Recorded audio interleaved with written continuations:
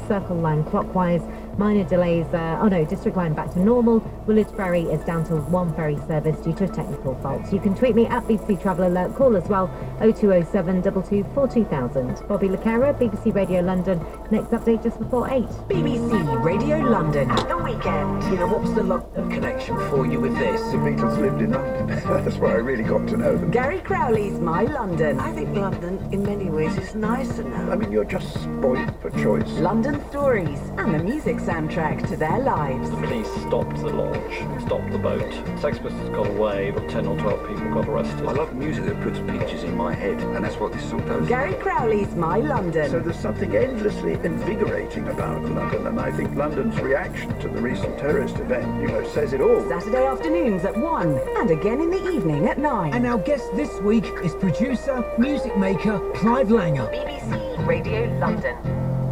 And now it's time for our newspaper review, and I'm very pleased indeed to welcome to the studio the mental health campaigner Paul Skates. Hello Paul, thanks so much for coming in. Good morning, thank you for inviting me. And no shortage at all of stories that pertain to mental health in the papers as usual. Yeah. And you have settled for the first choice on the story about SATs, and this is an interesting one because the headline, I'll just give the headline, SATs for 7-year-olds to be ditched in exams U-turn. So what was your response to that story? I mean, for me personally, I think this is a really positive move forward. So what they're talking about is actually, instead of doing these SATs exams, it is actually just monitoring children's progress in reception years age 4 to 5.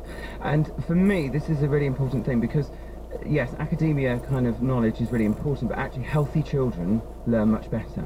So if we look after their well-being and we reduce some of the stress and pressure, also on teachers, I've got teachers that work in schools of children this age, and they said actually we're too focused on statistics, we're not looking at the individuals, and it's like kind of understand that children, kinesthetic learning.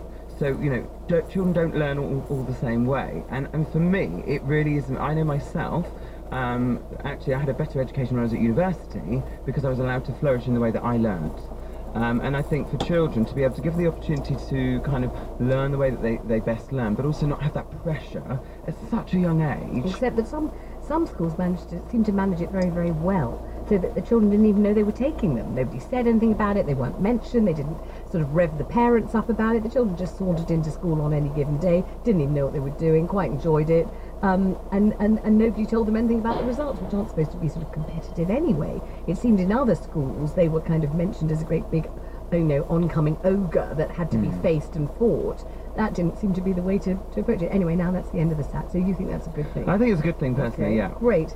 Another story you've chosen was in the Telegraph earlier in the week. This is about